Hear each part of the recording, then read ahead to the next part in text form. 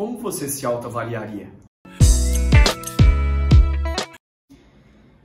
Certa vez, um garoto recebeu uma pedra em suas mãos que vinha de herança de seus pais. E ele não sabia, era uma pedra muito bonita, transparente, mas ele não sabia se aquela pedra tinha valor. E ele decidiu perguntar para o seu melhor amigo o que ele achava daquela pedra. O amigo pegou aquela pedra nas mãos, deu uma olhada, falou para ele assim: olha, para mim isso aqui nem é legítimo, é só uma bijuteria, você deve conseguir no máximo uns 10 reais com essa pedra. O menino ficou extremamente desanimado, pensando: poxa, não é possível que os meus pais me deixaram de herança algo que não tem valor nenhum, que não teria nenhuma importância. E ele, bem desanimado, já decidido em jogar aquela pedra fora, foi atravessando a rua e olhou ali então, viu uma lixeira. Quando ele estava prestes a jogar aquela pedra na lixeira, olhou para cima e leu: gemólogo, avalio pedras preciosas. Ele pensou consigo: não tenho nada a perder, vou entrar aqui para ver. De repente ele entrou com aquela pedra na mão e começou a conversar com aquele homem. Mostrou a pedra para ele, o gemólogo pegou aquela pedra na mão e quase caiu de costas. Era um diamante legítimo avaliado em mais de 10 milhões de reais. Essa história eu costumo contar para mostrar para você que você precisa saber o seu valor. Senão você corre o risco de cair na valorização do outro. E quem disse que muitas vezes o outro sabe te avaliar ou te valorizar? Por isso, eu também preciso, diante das realidades da minha vida, estabelecer um projeto de vida. Senão eu acabo me tornando o projeto de vida de uma outra pessoa, que talvez nem saiba, na essência, o que pode de fato me fazer feliz.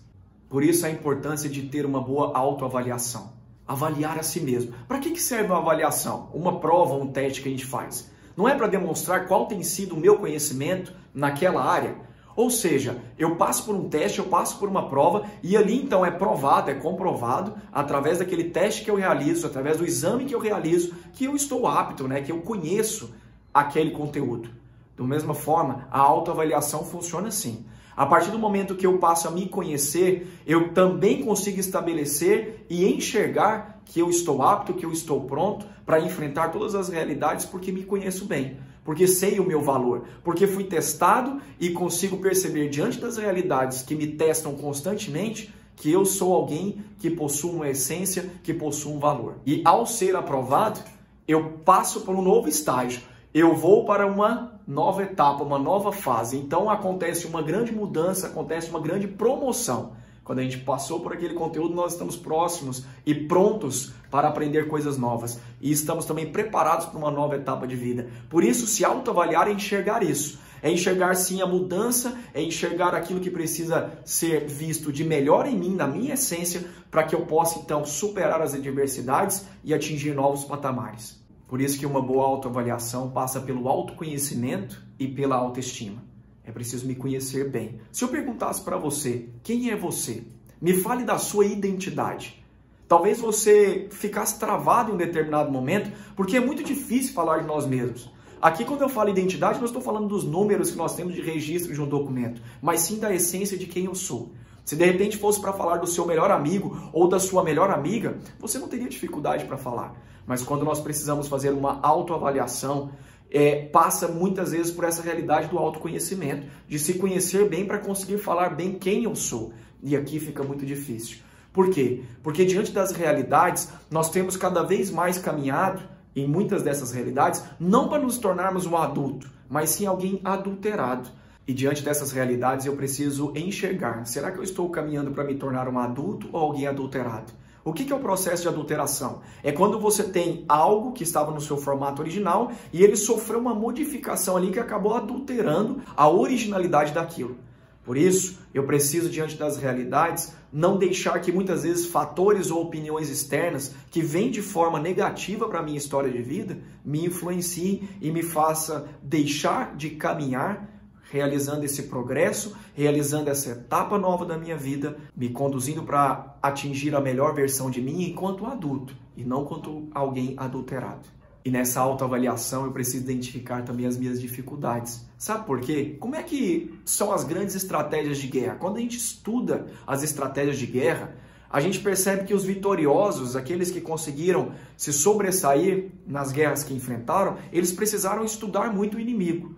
Ou seja, eu também, se quero crescer, se quero evoluir, eu preciso identificar as minhas fraquezas para que eu possa trabalhar cada uma delas e conseguir melhorar naquele quesito. Por exemplo, certa vez eu estava vendo um grande fisiculturista chamado Luiz Fernando Sardinha. Ele dizia que nós precisamos começar o nosso treinamento na academia justamente por aquele músculo que a gente menos gosta de malhar.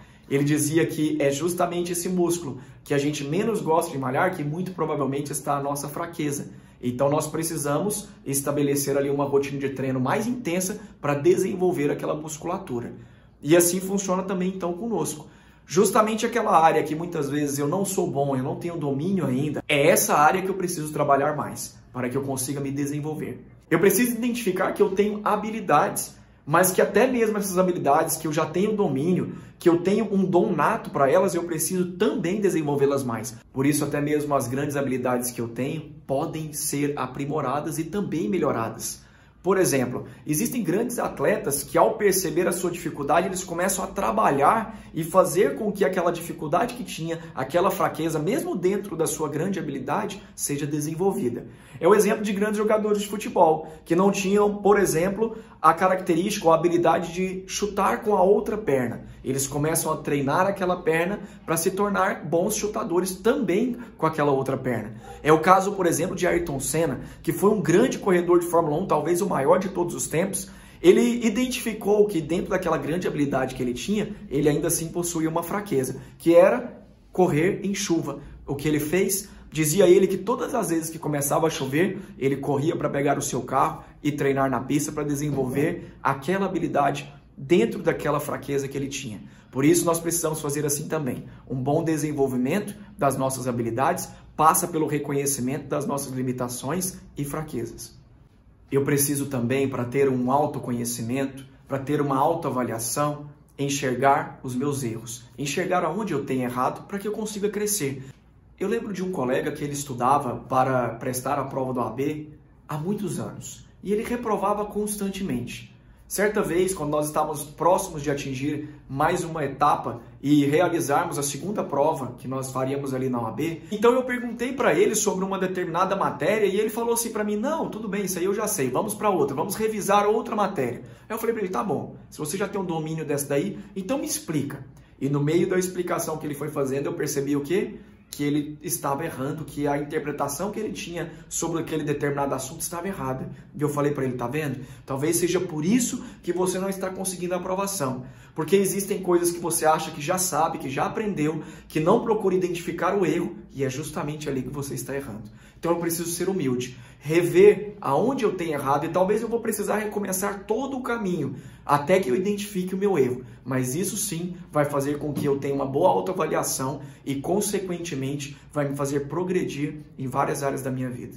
E uma autoavaliação também passa pela realidade de celebrar as nossas conquistas, os nossos acertos. Eu lembro que esses tempos eu estava com uma brincadeira muito engraçada junto com meu sogro. Nós estávamos tentando com a bola de futebol chutar ela e acertar dentro de um balde.